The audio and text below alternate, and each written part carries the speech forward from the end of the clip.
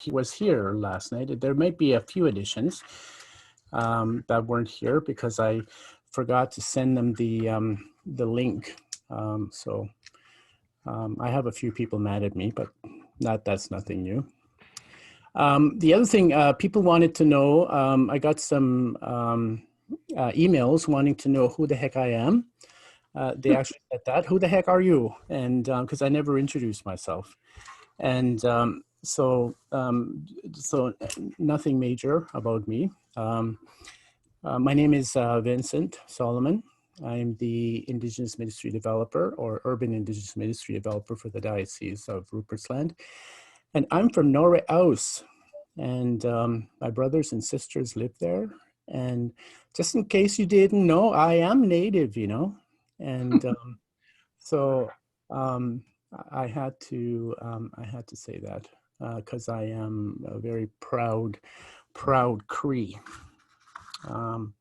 There's a lot of us who are proud Crees, I think. Well, you know what the Ojibwe say, right? Behind every tree, there's a Cree. So, because there's so many of us. I'm not sure, though. I haven't met that many Cree people in Winnipeg. All I seem to be running into are the Anishinaabes. So, but that's okay, I guess. You know, if you want an Indian, they're second best, right? Right, Murray? I'll go with what you say, Vince. Just kidding. Okay, we better start because I'm getting into my silly sense of humor. I might get nasty emails again. So thank you so much, Dr. Ray Aldred, for being with us again tonight. And we had quite a number of people on with us last night, and I think that there should be more coming. At least I thought that's what the impression that I got. So they should be heading in. Some probably will be a little bit late. So today your talk is going to be quite interesting. It's one I don't think that I've ever heard you speak on yet, on sacred land, sacred people, sacred covenant, and I think I've heard you speak on treaty spirituality before, but so I'm really looking forward to this. So there you go. All right. Well, thanks. Remember, Barb Shumsky had a T-shirt. The best things in life are Cree, and I always remember that. And so, thanks for this opportunity. So, truth be told, I only have two sermons in me, a sad one and a happy one. So. That's kind of it. That's probably why I move around when I speak so much, because I only got two. And really this idea is something I've been mulling over, and it probably shows up in many different ways, because that's kind of, I tend to think that way even when I teach, is that I kind of move around this thing and look at it from many different directions, which is four direction wisdom. Any subject worth looking at was worth looking at it in at least four directions. So for the idea for this talk, sacred land, sacred people, sacred covenant, flows out of the Cree conception of sacred, or at least my understanding of the Cree conception of sacred. And it's common knowledge, or at least I think it's common knowledge, that from a Indigenous perspective, all things are sacred. This is a common thing that, you know, people hear. Now, this concept of sacred is often confused by the children of the Reformation, and they think that what Indigenous people are saying is that it's divine, but that's not the primary way that I think the Cree use the word, and I'm using this concept. Sacred means that at any moment the Creator could do something powerful in creation. And for this reason, we are to hold all things as sacred, because the Creator could at any point, at any moment, do something incredibly powerful. So then Indigenous people understand themselves as a sacred people in a sacred land, tied to the sacred covenant of creation. Creation, after all, is a theological concept. It presumes a creator. And from this sacred creation comes forth sacred people. And you just, many different indigenous stories, they talk about how we came forth. Some talk about the Lakota came out of a cave, and we came forth from the earth. And after all, the theological concept, the theological concept of creation presumes a creator. And from this sacred creation comes forth sacred people brought forth from the earth as sacred people, and the Creator gave indigenous people their law. And many, and we all describe it in different ways. This, I think, is what Steve Charleston refers to as the Native Old Testament. It is sacred from the Creator through creation to the people. And it is from this sacred land, then, that the sacred people were to live according to this sacred covenant or law, which teaches us that all things are related. The First Nations understand that their nation, not nation state, and I remember listening to Malcolm Cha. He said this, and we were at a meeting in, I can't remember where we were at. We were in San Diego. That's where we were. We were at a meeting, and Malcolm and I were talking, and he said that the difference between how Indigenous people think about nation is made up of all my relations. And to be properly related is the goal, the means, and the measure of the good life. This communal conception of being related to all things is where Indigenous theology begins. It does not, and this is in contrast to Western theology, which tends to want to begin with an alienated individual. An alienated individual that we referenced last night, who is not related to anybody. Or theology either starts with an alienated individual or a humanless God, but the Cree conception of spirituality and the sacred begins with a good world, a world where all things are related. And that is why when you do the 4-direction prayer, when you look to the east and remember the wisdom and the good things that come from the new day, and you look to the south, and when you're on the northern plains and feel the south wind and remember the healing that comes from the south, and you look to the west and remember our ancestors, you look to the north and remember the hard things and the mystery, you look down to the earth, our mother, and you look up to the Creator, and now you have created the sacred place, which I think some began to refer to as the 7th direction. But the sacred center where you remember that you are related to all things and you are responsible. And through all this, you need to remember that for the Cree, all of this, real stories, take place in real places. And in fact, one of the empirical tests for truth in an Indigenous story is the connection to Indigenous land. So like the writers of, I remember a conversation somebody was having, like the Hebrew writers, the reference to land means that this is a real story. It took place in a real story takes place a real story happens in a real place. The other test for validity of a story is whether or not a relative was there during the original event. So then I can repeat this story. I can tell you a story if perhaps my brother was there and he told it to me, and I tell this story and it's like I was there. Real stories happen in real places. This is key through this whole thing. To see the gospel through Indigenous eyes made it come alive for me. I saw things I had never seen before, because I worked hard to try to be objective the way that the Western world says that I should be objective when I was studying theology. But at some point, I needed to be able to see things. And I embraced I began to embrace again the communal identity given to me by my ancestors and by my relatives. And it may help me to see things that I didn't see before. At the same time, the gospel helped to see my Indigenous identity as valuable, which I talked about last night. And my journey has been a journey of repentance to embrace my God-given Indigenous identity, and it has made all the difference in my ministry and in my life. The gospel has changed.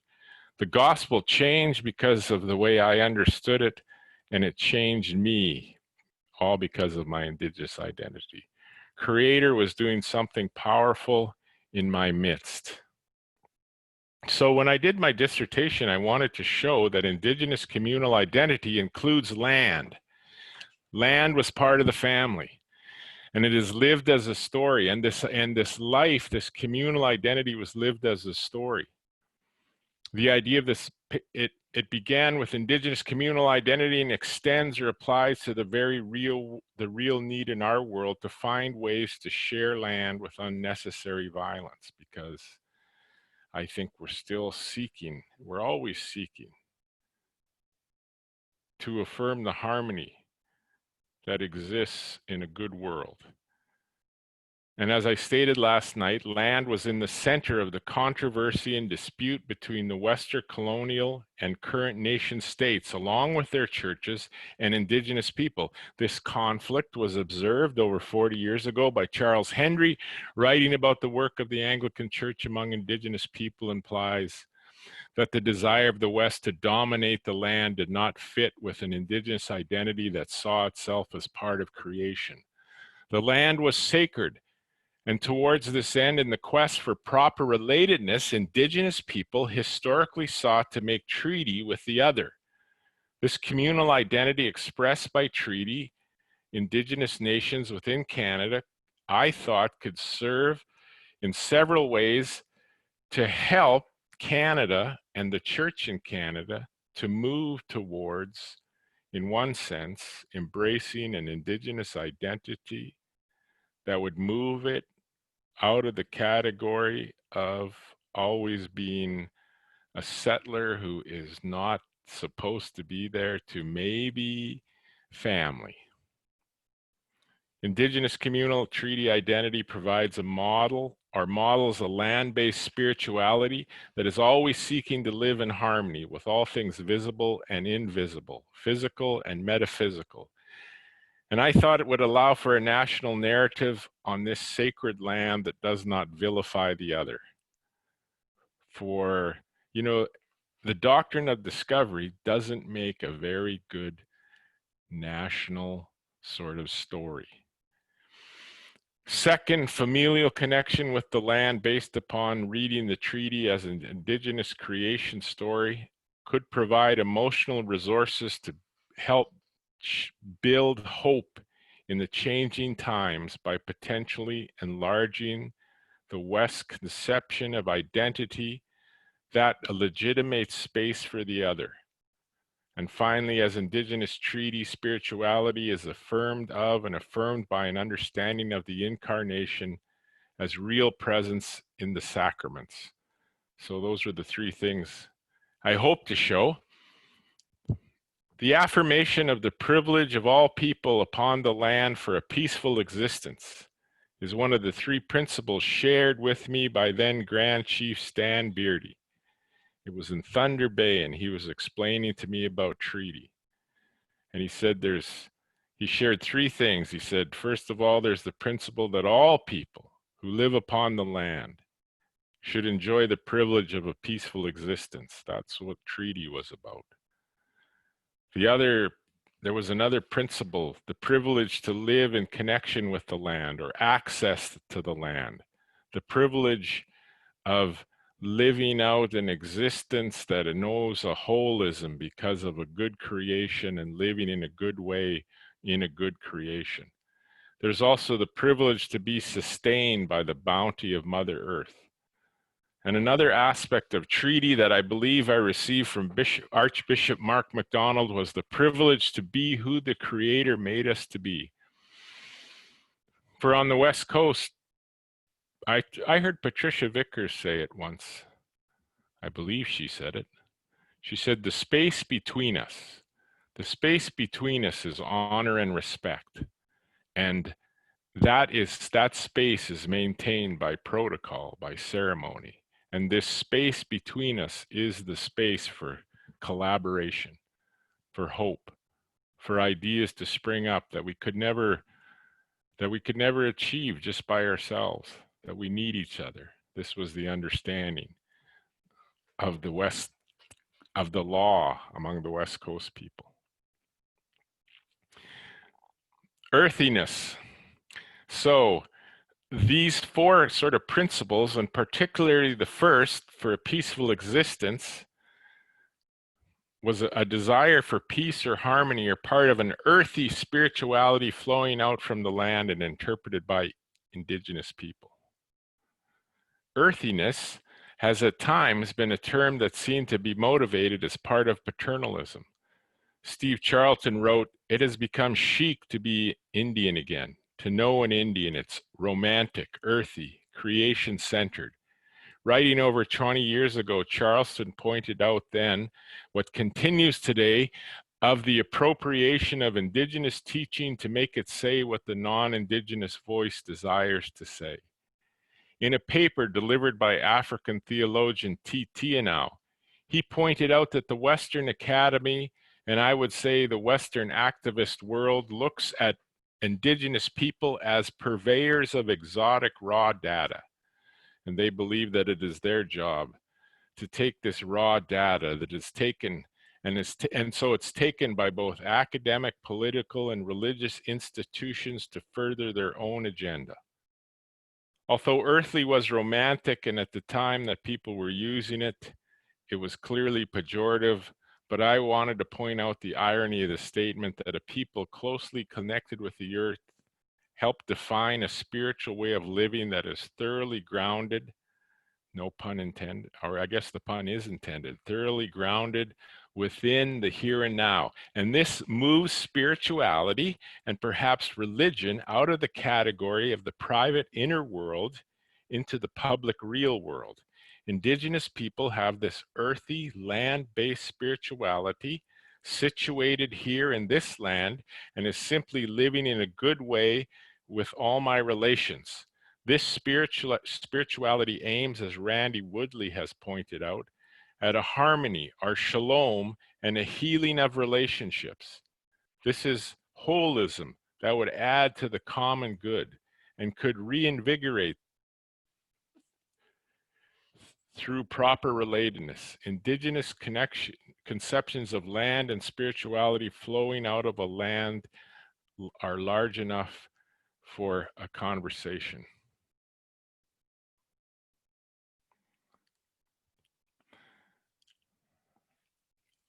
So when talking about land, the Cree word aski can translate into several English concepts depending on the context. It can imply to the entire cosmos. John 3:16, a back translation from Cree to English reads, "God so loved the land that he gave his son." Under this translation, the land takes in land, ocean, rivers, lakes, plants, and all creatures. Interestingly, translating cosmos as land does not diminish the concept of cosmos. Rather, it locates the work of God securely upon indigenous land, sacred land, where the Creator could do something powerful at any moment. Land is not a generic land, but a specific place. It's a Cree world, Askiwina, as Doug Cuthand calls it. Usky can refer to the people's culture and is tied closely to the language. This is not, I do not believe, particularly to only indigenous language, but all human language in part is shaped by the land.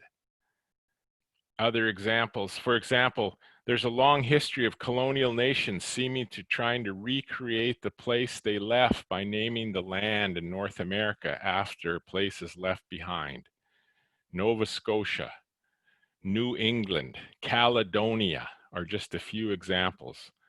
One scholar noted that Indigenous people tended to name land after how it presented itself. So if it was rough and stony, they tended to call the rough and stony land, named it after significant features according to how the land presented itself.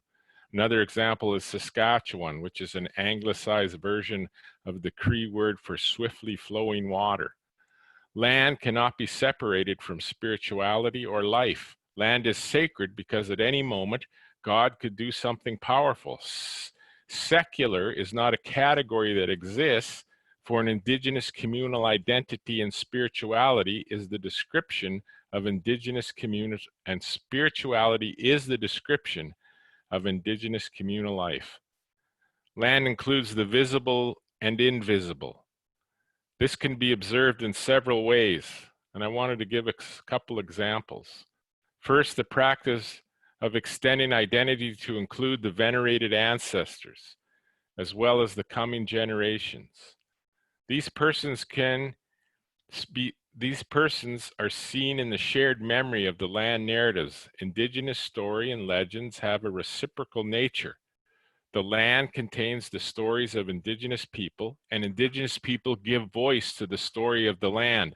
These stories and knowledge are retained by the elders, passed on to succeeding generations, which form a shared memory. The elders, when they die, transition to the realm of the venerated ancestors. So always think about that when I die, it will not cease to exist, but I will become one of the venerated ancestors. There was a practice among the Cree of northern Alberta. This practice was to take a lock of hair from the elder who passed, and they made a doll out of all this hair. They made dolls. And then this doll, when they had feasts, there was a winter feast. I read Catholic priest attended in the 50s. There was a big winter feast that occurred. And they had these dolls, which represented the ancestors, and they would put food in front of them. And they weren't worshiping them, but these dolls represented the ancestors. And then when they did the dance, these ancestors would be in the front, held by people, reminding people the ancestors, even though invisible, were still in the land.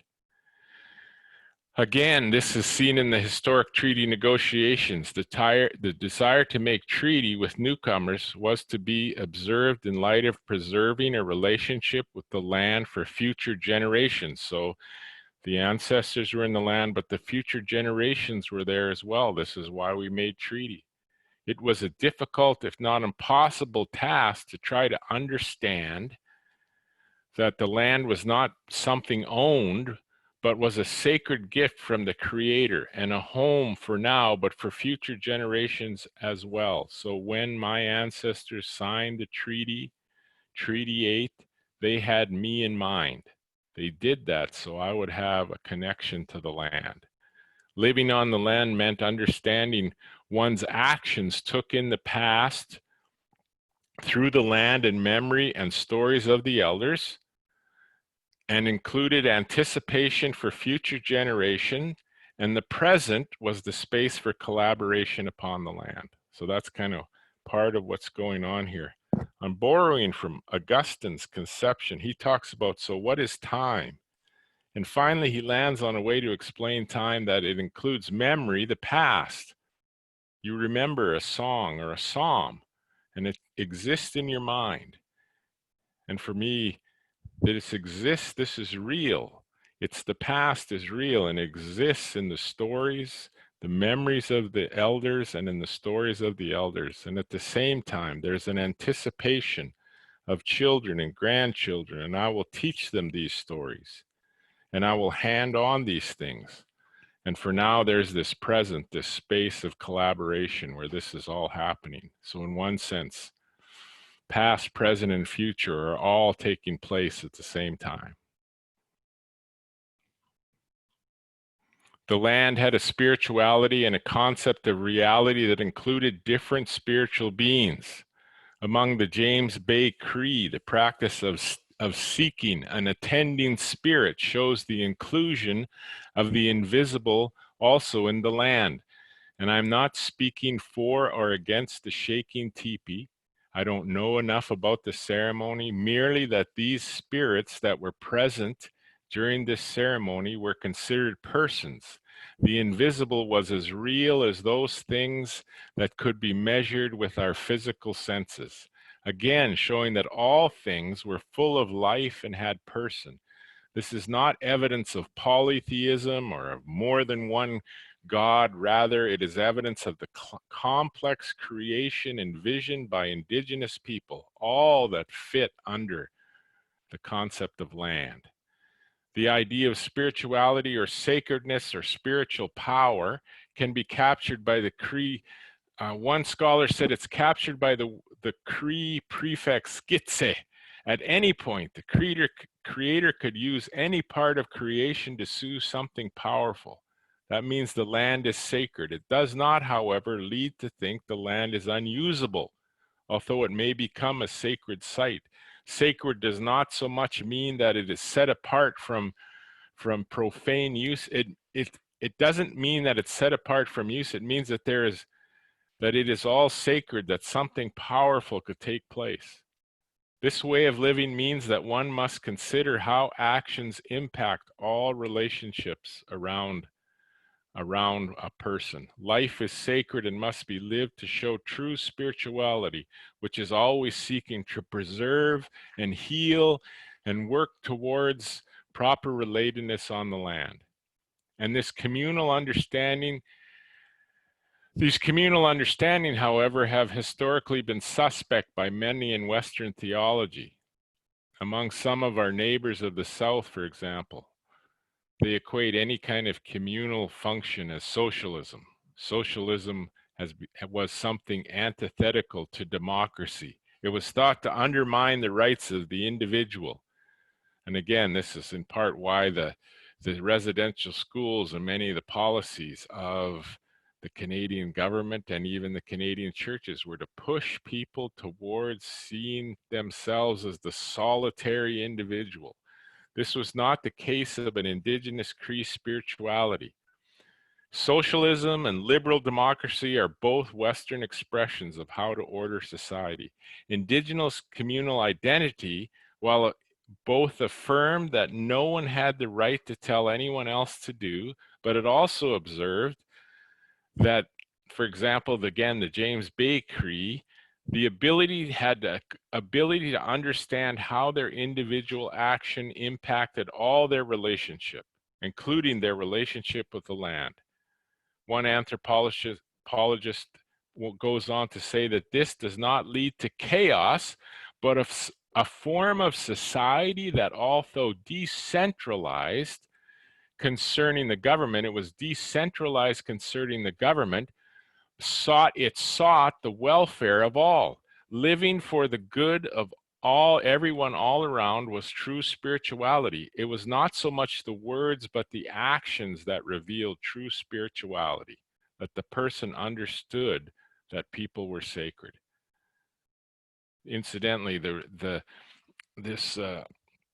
you can read it in a book called Cree Narrative. It's written by Richard Preston. And he observes that the way that a chief maintains harmony in society is that a chief or a leader is the most gracious, well-mannered person in the community. And he said, I saw many times the chief would overcome animosity and tension by being the most generous person in the room and would overcome adversity with generosity. It was fascinating. Indigenous culture, understanding the sacred land, sacred people, and the sacred covenant. Indigenous culture and spirituality are synonyms. For example, a spirituality that really was a really Indigenous culture and spirituality, you couldn't separate them. Their culture, Indigenous people's culture is their spirituality, and their spirituality is their culture. African-American theologian, the late James McClendon, writing on the Navajo, said, "Human beings were not merely a part of nature. They were each inspirited by the very power that shaped nature. Moreover, these supernatural connections had an interior relation to the origin stories of the people that bound the ritual practice, the wind, and all nature into one beautiful world. All things were related. There was no separation of spirituality or religion from life lived in a good creation. Spirituality itself flows out of the land of creation. John Burroughs, writing about Indigenous law in Canada, makes this point when he writes, within Indigenous legal tradition, creation stories are often one source of sacred law. These accounts contain the norms that give guidance about how to live within the world and overcome conflict. Burroughs makes these comments he acknowledges within a growing secularization of Canada, yet there remains this metaphysical reality that I would call a spirituality of place that pushes towards proper relatedness on the earth.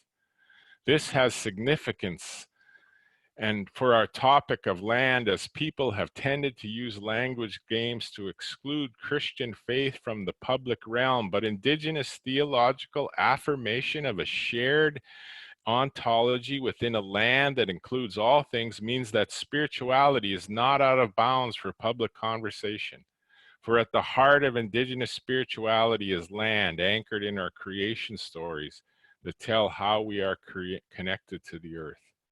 Indigenous communal identity expressed as true Indigenous spirituality must be expressed by seeking harmonious relationships.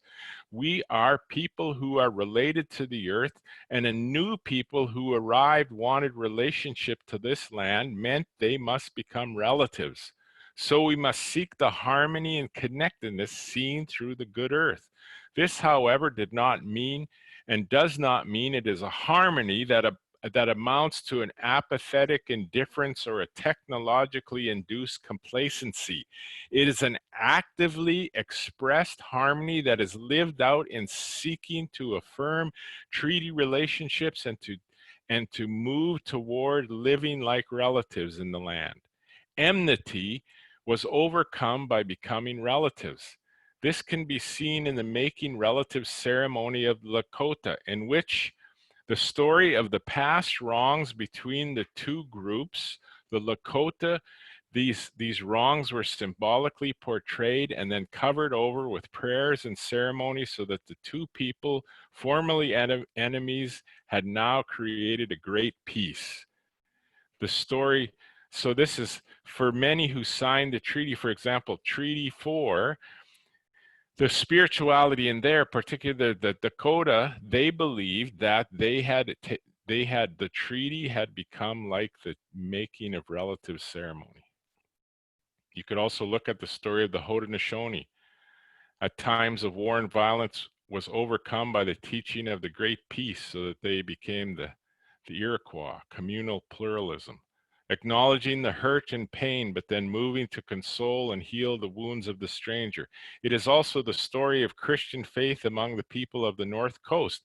The North Coast, they adopted the missionaries and embraced Christian faith and used it to further their own cultural and spiritual aspirations. Now, it's true, at times they adopted these missionaries because these missionaries were a pain and were kind of hopeless.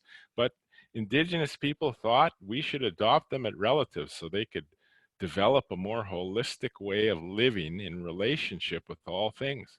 Familiar relationship with the lands meant that all humans who came within land as true sacred human beings had the possibility of furthering Indigenous spirituality and vision as a part of the family. Indigenous treaty spirituality seeks healing and harmony in relationship by making treaty.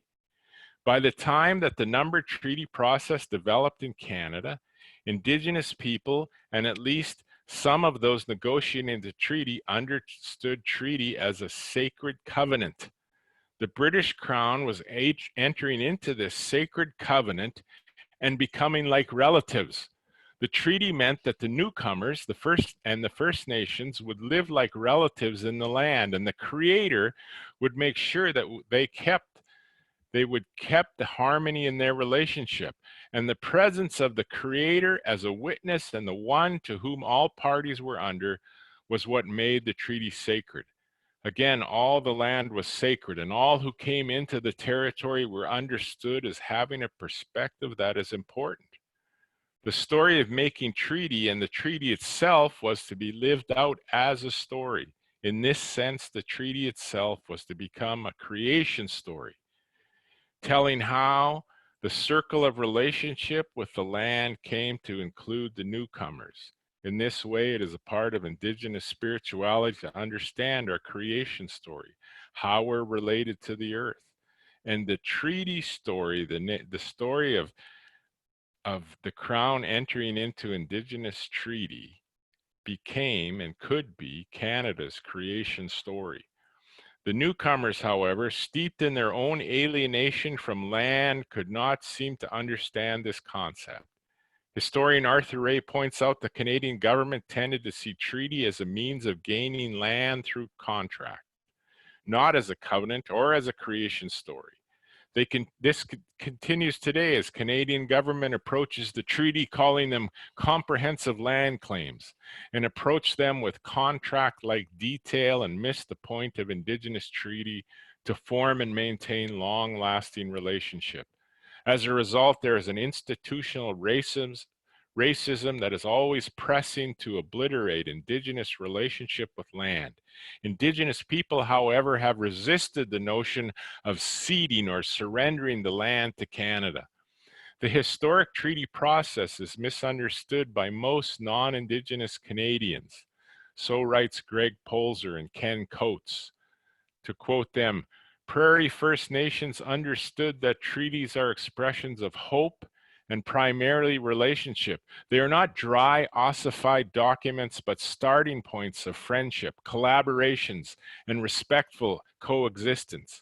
Non-Aboriginal Canadians get the legal and technical aspects of treaty, but they have largely missed the boat on the point that treaties bind Indigenous and non-Indigenous together in a permanent and mutual beneficial partnership. When I first moved to the West Coast, I became aware of a misunderstanding of the historic treaty process, and as a result, a suspicion of the current treaty process among some BC Indigenous people. For most of the British Columbia, First Nations have never entered into treaty with the Crown. Thus, at many public events, there is an acknowledgement of the current territory being unceded and not ever having been surrendered. For example, I am here on the unceded traditional territory of the Musqueam. The current treaty process envisioned by the federal government and the province retains an underlying desire aimed at extinguishment of Indigenous rights and identity.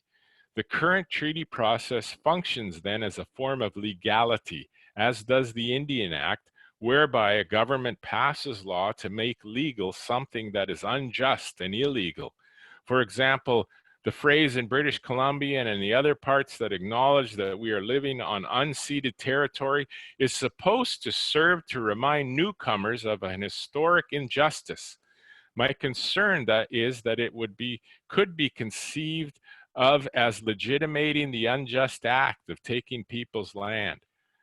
The current comprehensive land claims treaty process function as a form of legality in Canada because it seeks to legalize the occupation of Indigenous land without prior informed consent. Indigenous identity and spirituality cannot surrender or give up their familial relationship with land. We can seek to become relatives. What is necessary is to understand the story and the relationship with land. And so again, this does require a deconstruction of past stories and myths surrounding the migration of people to this country, but it also requires understanding one's creation story. Again, the doctrine of discovery is needed to be dismantled with its attending myths and the idea of Western superiority. These are often dealt with, but there remains a need to teach and understand the land is our mother. She is our relative. She cares for us.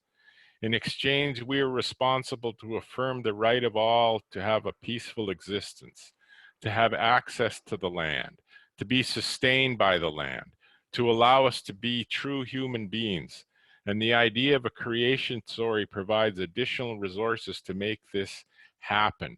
As story, one's creation story provides emotional resources and continues to live in a good way. And as I sketched out earlier, the stories of the land and the ceremonies were derived from Indigenous people to live in a good way upon the land. Were in part, and these stories were given to allow for a way to understand powerful emotions. Rupert Ross observed that outlawed ceremonies deprived Indigenous people of the coping strategies to work through difficult situations. I think Ross may be overly negative or one-sided in calling the ceremonies coping strategies, but his observations do show the importance of emotional resources. One's creation story was to give emotional energy and vision and was to be lived out. Therefore, the people of the numbered treaties, the treaties involve ceremony, and where a ceremony, a means to deal with the powerful emotions in times of uncertainty. Indigenous people were firmly connected with land, but they were also intent on moving forward. And by taking in the newcomers, they sought to engage the present situation by taking them into the story of the land and making them treaty people. People connected with the land to enable them to begin to understand how to live upon our mother, the earth. Neil MacLeod makes this point that Indigenous communal memory developed by and added to an identity that allows us to stand upon the earth and feel her welcome us home. Cree narrative memory provides the stories that take in both the people and the land. Creation stories then do not merely form the basis for nostalgia or entertainment, but they were the basis of living in the land in a good way. The story creates a place where truth can be heard, and we can feel emotions to enable understanding as we live out our familiar relationship within the land. These emotions of being home could provide additional resources to apply to our decision about land. We need to understand, in moving towards our purpose or our telos as true sacred human beings connected to the sacred earth and to one another and our creator by the sacred covenant through the treaty, we could embrace our Indigenous identity. I'm turning now to understand how Christology is part of all of this for me, in part because of what the elders on the West Coast have told me. The head of the Council of Elders for the Nisga'a told me that his elders have long sought for and desired teaching about how Christ could bring together the traditional Nisga'a law flowing from their creation story and the Christian understanding of creation by showing how Christ could fit within the treaty relationship between the peoples, and Indigenous Christology could provide a way forward for the church in a shared place. This also fits within a desire to discern a way forward as we work through the violence of the residential schools. I'll limit myself here to talk about the sacraments of baptism and communion. And they can be read as affirming of and fit within an Indigenous treaty spirituality. The sacraments themselves are real symbols that contain the mystery of Christ, who is fully human and fully divine, and as such reveal a Christ recognized by Indigenous people, holding together all things visible and invisible, creator and creation. This in turn was an affirmation of Indigenous treaty spirituality, which aimed at right relatedness within their territory, a real stories that happen in real places. Whether or not the coming of Christian faith to Canada was seen by Indigenous people as an immediate threat is not the focus of my discussion, my lecture here tonight. What is clear, however, is that Indigenous people, in the face of difficulties with the coming of newcomers in the Christian faith, in an attempt to further their own Indigenous vision and identity, took in the gospel and the missionaries by making them relatives. This is contra to some academics who seem to underplay that the volition and advocacy that Indigenous people had in conversion to the gospel. Susan Nayland observes that Western Christian faith, observes about Western Christian faith and the heavens are changing, she said, Native Christians utilize the new forms of organization to maintain the social solidarity of their cultures. European conception of Christianity aimed at making sharp distinctions or boundaries between Christian and non-Christian, while the Tsimshian, for example, aimed at keeping the community united, and they sought to hold Christian faith and traditional spiritual beliefs together. Archbishop Mark MacDonald points out that the Word of God was active and present before the coming of any newcomers to Turtle Island. So much so that Indigenous people themselves embraced the gospel and spread it. Indigenous people in Canada and Alaska embraced the gospel as compatible with their Indigenous spirituality because it fit within existing understandings of spirituality that flowed from the land. They embraced, for example, the hymns translated into Indigenous language, and they became part of their Indigenous spirituality and ceremony. MacDonald points out that Indigenous people developed the hymn singing tradition because it was able to provide a more adequate home to traditional communal spirituality with its base at the home and the extended family. This has been resisted by the Western Church because it occurred outside the official church building and official church service. The institutional church interpreted any variation of their variation or violation of their boundaries as strain from the Christian faith. Another example of the institutional church's resistance to the indigenization of church can be seen among the Niska and their uptake of the church army and the women's auxiliary. The Niska, when hearing about the Anglican Church Army and the Women's Auxiliary, started these organizations within their communities without any permission from the church structure. They did this without prior approval from the Anglican Church, and for some time their work was not acknowledged, and it was even resisted. The reason given was that the church thought they were too enthusiastic. Could you imagine? Condemning the people for being too enthusiastic, referring to the charismatic outflow of their worship. And also the institutional church did not like that they let anyone speak, again showing that this understanding of sacred as an understanding of creation and all the creatures within creation, including people, that the Creator could use any part of his creation and any person to speak or to do something powerful, made the Niska make room to hear what God was saying. The Indigenous treaty spirituality was able to hold together Christian faith and Indigenous identity, and is evidence, for example, in the negotiations of Treaty 6. Alexander Morris recorded that interaction between Indigenous people and treaty negotiations involved both Indigenous and Christian ceremony. On the land, Morris records that the Indigenous people approached the negotiations singing traditional songs and performed what he termed the pipe stem dance. There was an exchange of the pipe, but the Indigenous people also asked for a minister to lead them in a Christian service on Sunday. The Indigenous leaders assumed that the Great Spirit, is how Alexander Morris writes it, they assumed that the Great Spirit, who looked down upon both newcomers and Indigenous as one, had put in the Queen to try and heal the land. Part of the Treaty 6 negotiations, including some First Nations asking for missionaries and teachers. The treaty spirituality was attempting to hold these things together so they could move forward in a friendly, harmonious way, which would allow the land to be healed. Communal and Indigenous identity expressed in a treaty spirituality affirms and provides an indigenizing influence upon Christian faith. Land-based spirituality can be found within the Christian tradition. Irenaeus points this out. When thinking about the gospel and an answer to why there were only 4 gospels, Irenaeus points out that there are 4 winds and 4 directions, so there are 4 gospels. At first glance, some might think this is just a simplistic answer and really just used in a pragmatic way to explain the limitations upon the number of gospels.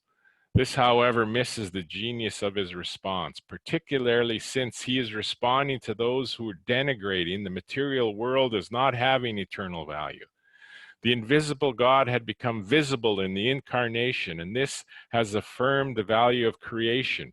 Creation was the context of salvation, not some ethereal existence on some invisible plane in the mind or some other dimension or some other worlds. Rather, creation was the place and means where salvation is revealed and enacted, with the invisible God becoming visible with creation.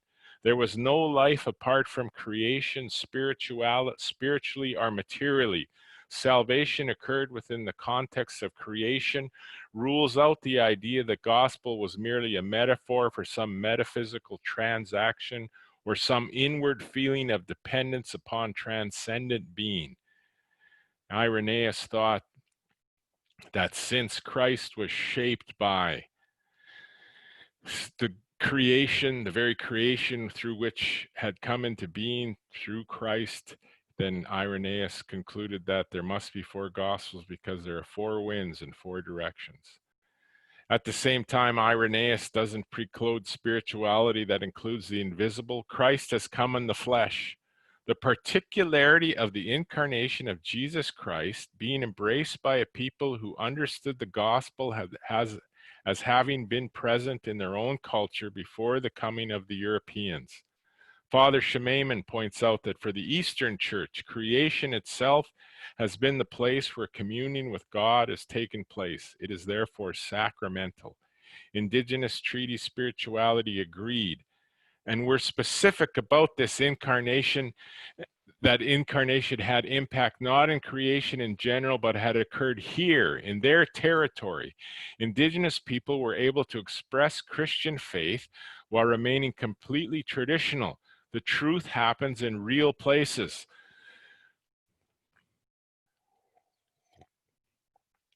This spirituality arising out of the land based on family is possible to find expression through a theology of real presence in creation and the sacraments. With an understanding of sacraments as bringing together the spiritual and the material world as seen in the incarnation. Again, the simple observation that the incarnation shows the value of creation. As noted above, the Cree understanding of land and of salvation affirm that what Athanasian also put forward, that the love of God expressed in bringing forth creation will also move to heal or save creation through the sending of the Son. God so loved the land that he gave his Son. This is in keeping with the remarks about the Plains Cree. This is in keeping with recorded remarks of Plains Cree chief Little Hunter, that healing the land would be the result of people coming together under the eyes of the one great mystery. The incarnation was seen in this light, that the coming together of the visible and invisible affirms creation and affirms indigenous people within the land. Moving now to think about the sacraments from an indigenous perspective of having a spirituality flowing from the land. According to Luther, the sacraments were a coming together of the material and the spiritual. The reformers are big on the fact that the word added to the sacrament, so for Luther, the word added to the water transforms the water to become Christ's baptism. This echoes, I think, a reading I have heard from Archbishop Mark MacDonald that also, but echoes also a place-based or locative reading of Christ's baptism. For Luther, the water with the word is what makes the sacrament of baptism. And it is the coming together of the word, who is Christ, and the water, the word added to the water. And for an indigenous locative reading of Jesus's baptism accounts, take Mark's gospel, for example. Jesus Christ, who's the word of God, baptizes the water, and it becomes Christ's baptism. Jesus, who is the word, is added to the water, a coming together of both the material or creation and the divine or the creator. As one of my Indigenous master's students at the Vancouver School of Theology observed, that the baptismal account of Jesus in Mark 1 could be read like a birth narrative. Jesus comes out of the water. There is the presence of the Spirit and the voice of a proud parent affirming that this is the beloved Son. And it would be possible then to read our baptism as our recreation story, not setting us free from the material world to pursue some life free from the limitation of creation now or in the future. Instead, our baptism is our recreation, grounding us in community, a picture of our present and our future, and for people in the midst of trauma, a source of hope through thoroughly human and moving towards becoming who we were created to be, humans in proper relationship with all, including the land and the Creator. And as such, our baptism, read as part of our creation or recreation story, affirms our desire to live in good relationship with all, taking place in our land, with the water from our territory. Added to it, the word, real story occurring in real places. Christ present within the waters of baptism and the baptismal covenant have become a basis for living an Indigenous Christian faith within the Indigenous Anglican Church, found within the pages of the Disciples' Book, prayer book, and which reads, "In Jesus we know we belong to a sacred circle, with the gospel and baptismal covenant in the center. In this sacred circle, we are related. We live a compassionate and generous life. We respect all life, tradition, and resources. We commit ourselves to spiritual growth, discipleship, and consensus." This was written as a description for how Indigenous spirituality and identity came to be understood by the Indigenous Church, as well as prescriptive of how we should continue to live upon the land. And this expression of faith was made possible by Indigenous treaty spirituality learned from the Creator through creation that made it possible to hold Indigenous communal identity and Christian faith together. And it was out of this desire to honor the Creator and the land and to make it makes it possible for Indigenous treaty spirituality to be affirmed by and affirm the ongoing real presence of Jesus in the gospel, expressed by the sacrament of baptism, a presence that presses the Indigenous Church and potentially also the non-Indigenous Christian Church continue to move toward the goal of treaty relationship and the common good by living as relatives within the land. Turning now to Holy Communion, Irenaeus points out that the bread which comes forth from the earth announces consistently the fellowship and union of the flesh and spirit. He goes on to say that in the Eucharist, there is a coming together of two realities, earthly and heavenly. And it also is proclaiming our future, one that begins now with the promise of harmony between Creator and creation, as seen in the incarnation of Jesus Christ, fully human, fully divine. In the Eucharist, we take in the broken bread, which is the broken body of Christ, and we are taken into the body of Christ. And we in turn are broken and given for the world, not to escape the suffering of the world, but rather that our suffering is taken into Christ, as we are now on our way to the resurrection. And in the real presence of Christ in the Eucharist, Indigenous people witnessing the incarnation occurring once again. I'm not wanting to debate at this point what I mean by real presence beyond saying that Jesus is somehow present. What I do want to affirm is that in this sacred ceremony, something material becomes a place the Creator does something powerful to take in the whole world, bringing together creation and Creator. As stated above by Irenaeus, creation reveals Christ as Savior. Jesus comes into our midst in a unique and powerful way. It is a communal meal affirming of family and of land. This in turn gives strength for the journey as we become the broken body of Christ on our way to the resurrection. It is possible then to see our own trauma as people shifted and remembered in a different way. Not that what we experienced was justified or acceptable, but despite this, we have hope, for we are now moving towards life and healing. The Eucharist offers hope by displaying the two natures of Christ and our past and future harmony, where our own land and people can find healing. It is possible to hold up Holy Communion to affirm the treaty ceremony or story. Treaty is a place where the challenges of sharing territory are overcome by the treaty entered in by Indigenous people, newcomers, and Creator. It was marked by Indigenous and Christian ceremony, both sacraments being representative of an Indigenous Christology affirming or running parallel to Indigenous treaty spirituality, also have the possibility of affirming the connection to the earth. Both sacraments point to a past and future of a harmonious relationship between Creator and creation. They are seen in the two natures within the one person, Jesus Christ. This relationship calls us to something higher than merely enduring this lives. Our lives are poured out for our relatives, understanding that our suffering is for our relatives. This is closer to the idea envisioned by Vine Deloria. Then he hoped that with the Christian West would finally learning that being in a sacred covenant with God, all creation, would lead to a harmonious relationship lived out in community.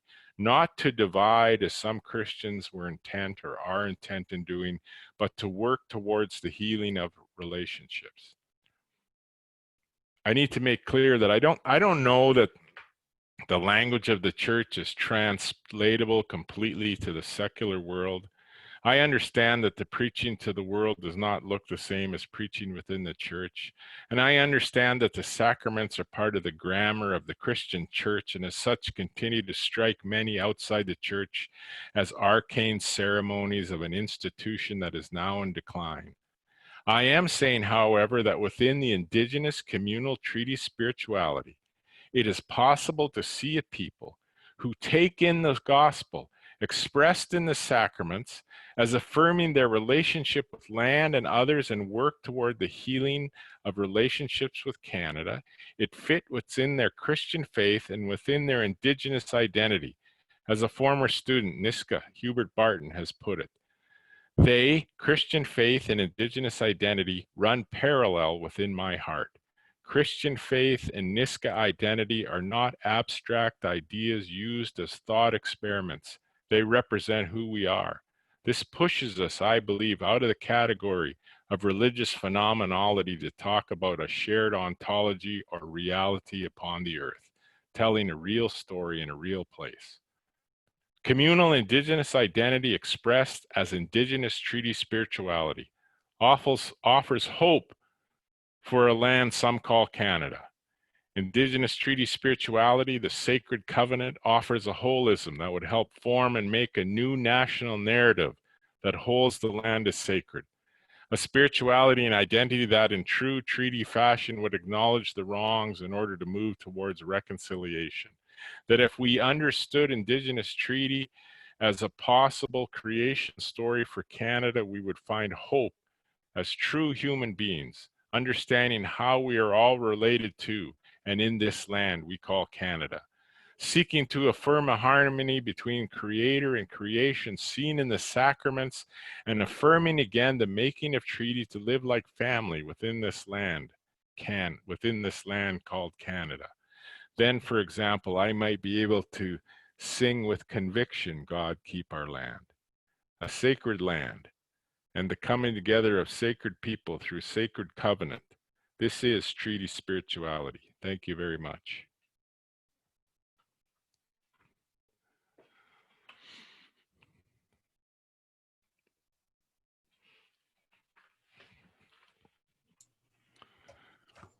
Thank you, Ray.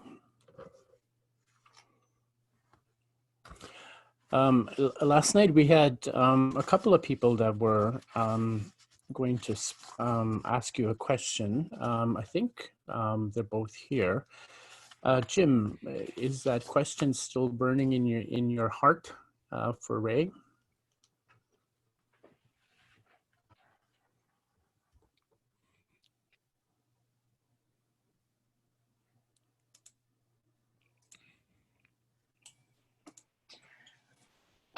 Hi, Ray.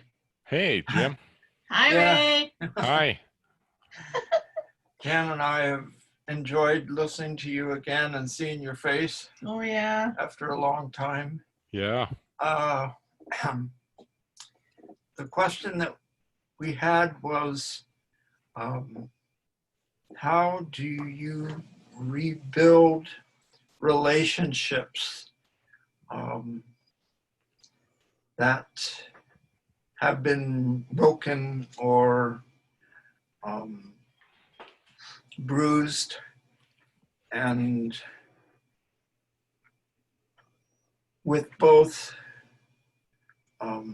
Indigenous and non-Indigenous people, but we're thinking particularly of Indigenous people from our perspective. Right. How do you Inside rebuild? and outside the church. It's, Yeah. it's, you know, you lived here. Yeah. You know what we mean. Yeah. I think that, I think we have to, my feeling is, my gut sort of feeling is that we have to become places that can hold together these two things. So then you got to be able to listen to people's pain and be a safe place where people can do that. So you have to create this place where people could sort of begin to come, and that's the cool thing about food. So that's also why we talk about, that's why also one of the outflows of the Eucharist, that just any kind of eating. So interesting. So in this Cree narrative, whenever the Cree, at least this was the perspective of the guy who's writing the book, whenever they went hunting and got something, when they ate, it was a feast. That's what it was. It was a feast.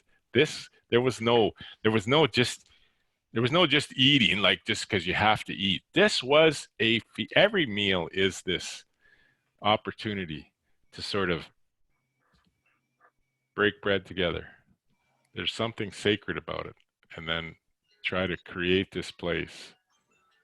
That's kind of the thing. I remember one time I was at odds. This is a simplistic answer. I was at odds with a boss. Him and I did not get along. And so I made him cookies. Or Elaine made cookies, and I gave him some. And I just said, hey, I bought these cookies for you. That's all I said. Eventually, this relationship between him and I changed. I just started to think about what is the thing that really makes his heart leap for joy, and tried to get behind any efforts that they were doing. I just tried to be helpful. And you got to expect to get wounded. I think you got to develop you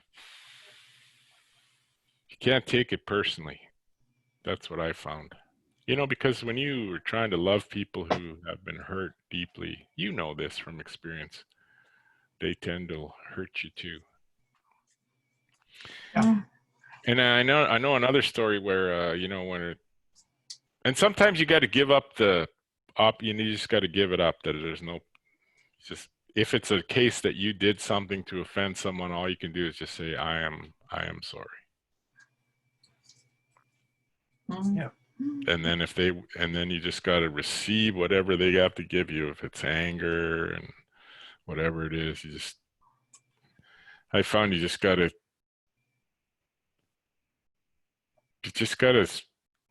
to feel, that's a gift. You got to feel their pain, and maybe things change that way. That's my experience. So creating places where people could connect. That's kind of how it always works for me. And it involves food. Yeah. There has to be food. So thanks. Yeah. Was there another question from somebody? D. Meredith has a comment for you. It says, I love this so much that the Eucharistic sacrament and baptism exist to remind us of this treaty relationship. Thank you. being in a sacred covenant with all of creation to live in harmony and healing of relationships. Question from Ryan Turnbull. Do you have any reading recommendation as to where we might find examples of Indigenous Christology? Indigenous Christologies. Well, that I like. You know, Don't forget, we have some of your fellow theologians on there. yeah. Well, you know, I like Randy Woodley's stuff, you know, and anything that by Randy Woodley's interesting. No, it's good. Especially he does a lot with his thing about creation and shalom. It's good. He does a good job. And there's a chapter in there where he really focuses down. And I've used his book before. And then Richard Twiss, who's passed on, in his book, Saving the Gospel from the Cowboys, I think, you know, and there's a chapter there that he talks about it, which is good. And then if you want to read some really wild ones, there's one by, well, I shouldn't say they're wild, but they're outside of, I would never come up with those things, but they're there. There's gee, I don't even know the name of it. It's like, I wonder if I have it on my shelf. Oh, I don't have it.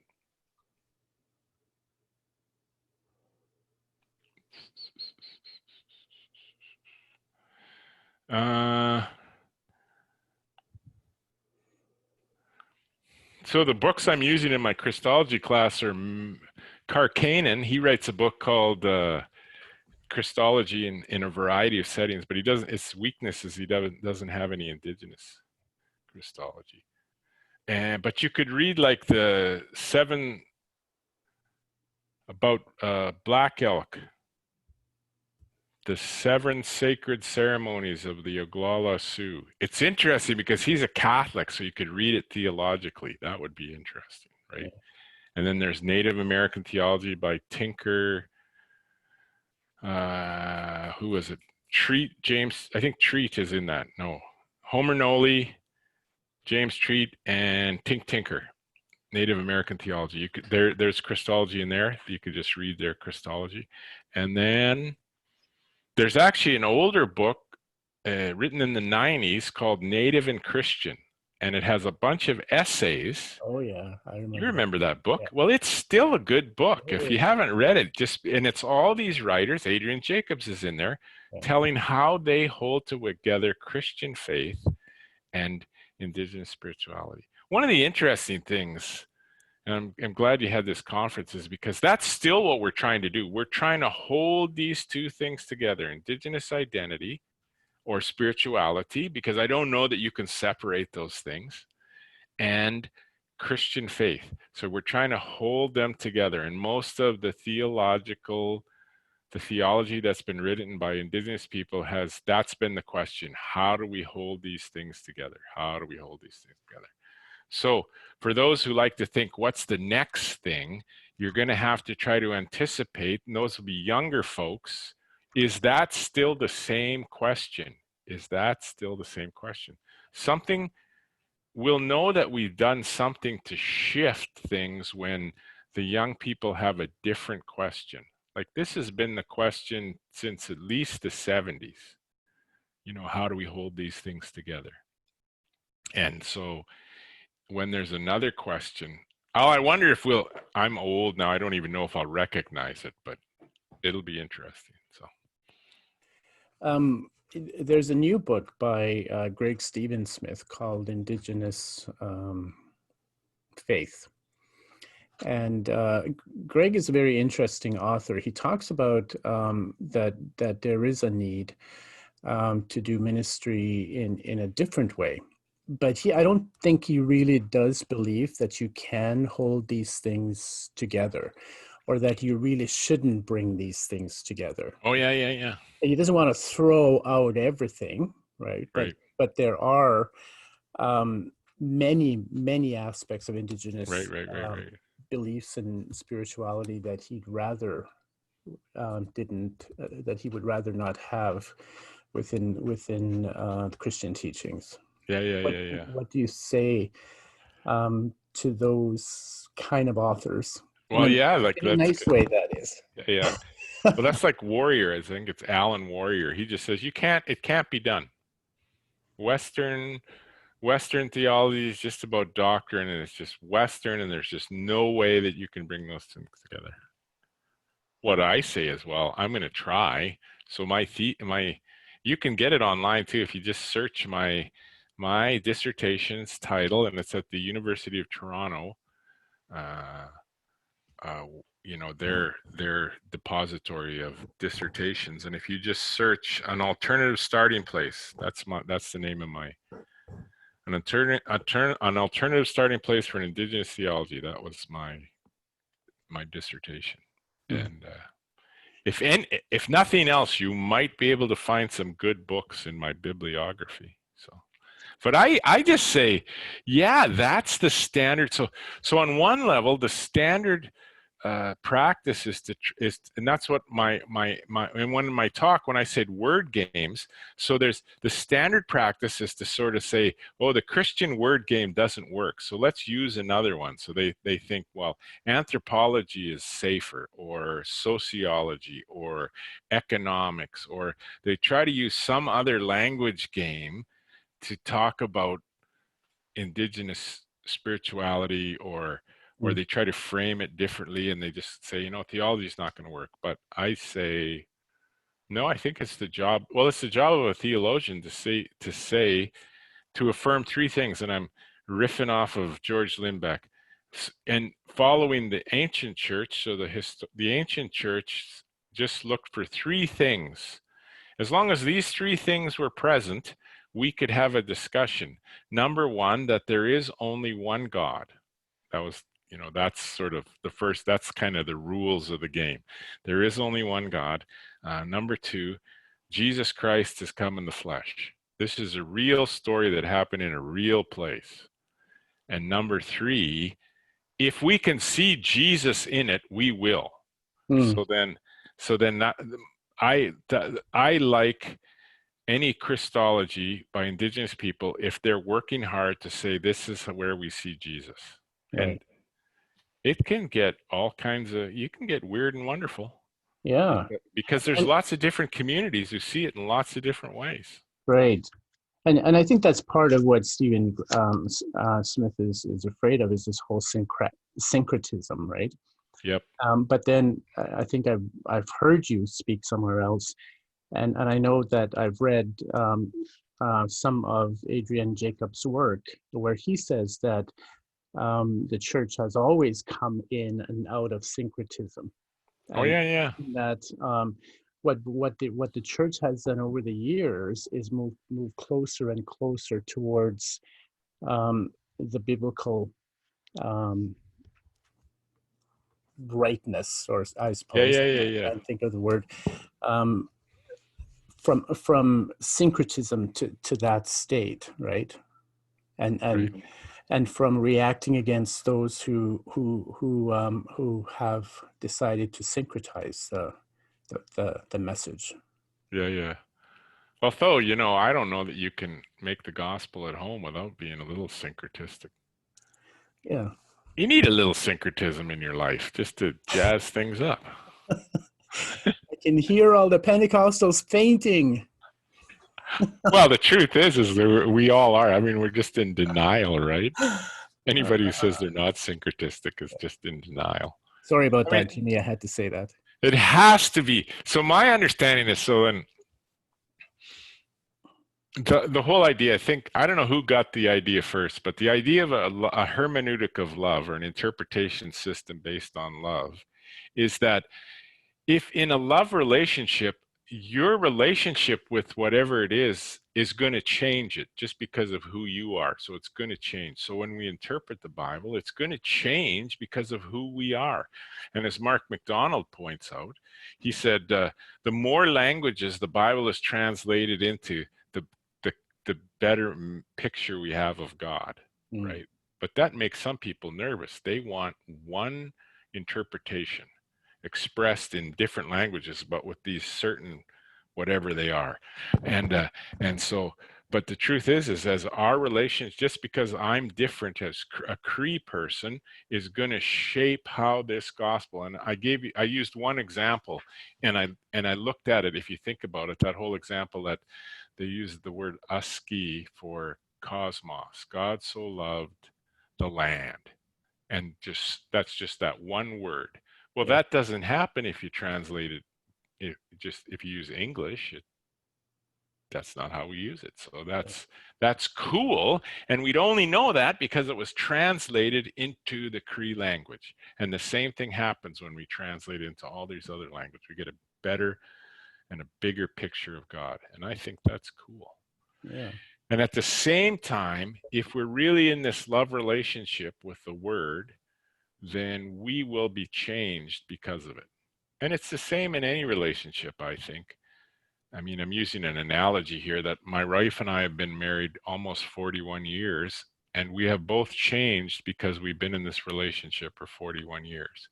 But I don't feel, and I think Elaine would agree with me, we don't feel like we've become something we were never meant to be.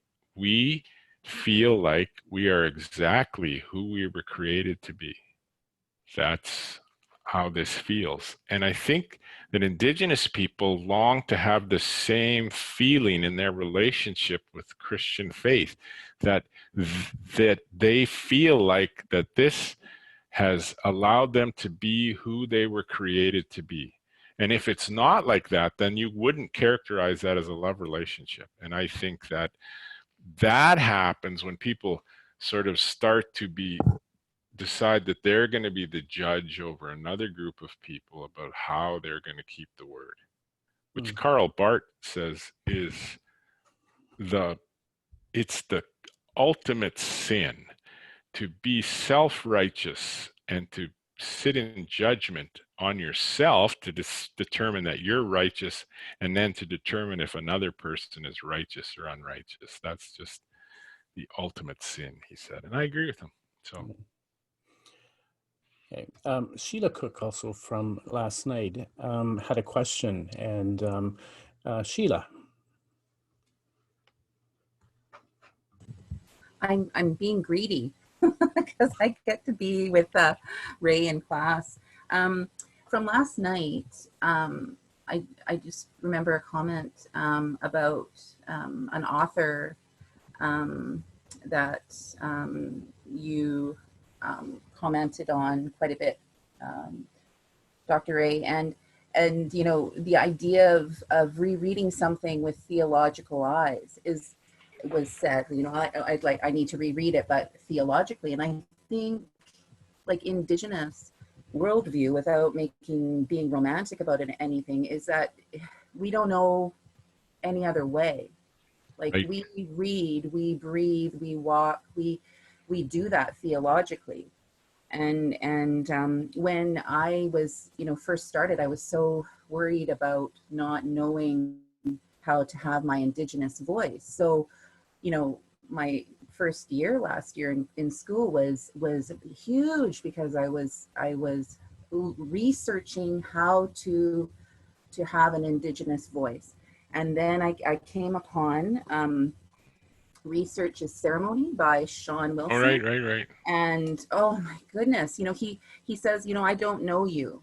And so I'm going to start with who I know and what I know and who I'm responsible to, and I'm responsible to my sons. So he presents his material in letters to his sons. So here I am, this is how you know me.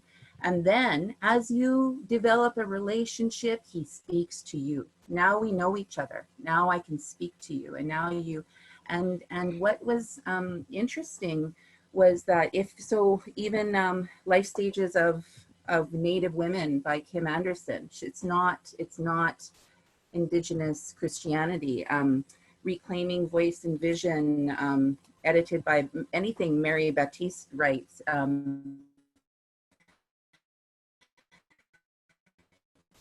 It's all, it may not say Christ, and it may not, but it is Indigenous spirituality, and it broadens your view, paints your picture in vibrant colors. And what was neat was that last year, when I was writing a paper, I came across, and I didn't know about Robert Allen Morier until, you know, I was really moved by him, and I emailed him and I asked him, I said, you know, what do you think about this and Paul? And that asking and he taking the time to answer me and to answer me again and to be, that was Christ. And he's walked away from the church. So that relationship, like that Indigenous, that idea that we come from a theological ground underneath our feet, the land. And Robert Allen Morier will be like, he has my heart for how he was an example of Christ more than a lot of people I've met in my life. So I just wanted to say that. So I don't have a question, but I'll text you if I do. All right. He said, oh yeah, the books that I had Life Stages of and Native Women, Memory, Teaching, and Story Medicine by Kim Anderson. Another one, I just emailed her and she answers, that's Indigenous. There's no separation. Right. Mountains Are Sacred Places, Chief John Snow. Yep. Reclaiming Indigenous Voice and Vision, Marie Baptiste. And this one was amazing, Research's Ceremony by Sean Wilson. So yeah, what do you think about that? Like having, like, we're not separating, we don't separate things. It's all. I agree. So part of what I do in my theology, so I think I got a few minutes left, and then I actually got another appointment I got to go to. So what my thinking is that part of what it is I intentionally use this language of the church because I was ministering among the sacraments. People know the sacraments. This is language we already know. And so I was trying to use that language and then talk about treaty, because I was looking for something that I wasn't trying to invent something new. And I was just trying to affirm that something that already exists in our past and that continues to exist, that could be something positive. So if there's an artistic part of it, I try to limit myself to the language of theology to talk about these things, because that's why I use these terms. And it's also because I'm trying to create this feeling of angst by using these things that people have given up on. Because I have lots of friends who walked away from the church and they've given up on Christian faith. And I remember presenting one paper in Waterloo, Ontario, and an Indigenous scholar, nice fellow, he just told me, he said, why do you keep using that word repentance? Just get rid of it. But I think the artistic part is, I think, setting limits to yourself and then working hard to see, will this fit or not? And I think it fits. I think that we can be fully Indigenous and fully Christian. And I think that we can use the language of the gospel to do that. And so that's what I try to do. I'm intent on doing that, because that's how I see the elders who've come before me have used it. So. Okay, thank you so much. I know that there are a couple more questions, but unfortunately, that's what happens in these kind of situations. We want to ask that question, but then time is gone. So there are also people have posted links there. Adrian Jacobs has posted some links to some of the books that Ray had mentioned. As well, I think, Sheila, someone asked you to see if you could write or post some of those books that you had there. So I'm going to leave Zoom on for a little while for people to copy those down. And so I just wanted to say thank you so much again to to everyone, and to you, Dr. Aldred, for being with us, and for your plenary. We've had great discussions when you weren't around, so maybe Good. someday we can share those with you or something. All right. Nothing major, right, or bad. Just Good. quite Well, interesting discussions. I wanted to say thank you to the co-host, Mark Serger, for doing such a great job of this. We're going to be posting, I believe, this this session here. Is it tonight, Mark, that we're going to be doing that? Or, I mean, Rick, that we're going to do that? Or is it? I've got quite a few already Tomorrow. uploaded, and this one I'll put up as soon as it's done. Okay, wonderful. And I also wanted to ask, if at all possible, would you be able to just quickly email me a line or two, letting me know what it was that you took home from this? What was the learning and the teaching that you got, that you received from this? It would be good. It would be good to know those. So that the next time we do this, we'll be able to put something together that would be helpful. Not only that, it's great for my reports when I have to write reports for the diocesan council and for synod as well. Yes, thank you to all of the people who have been a part of this conference, and I really appreciated every single one of you. So God bless. Oh, Bishop Mark, are you still there?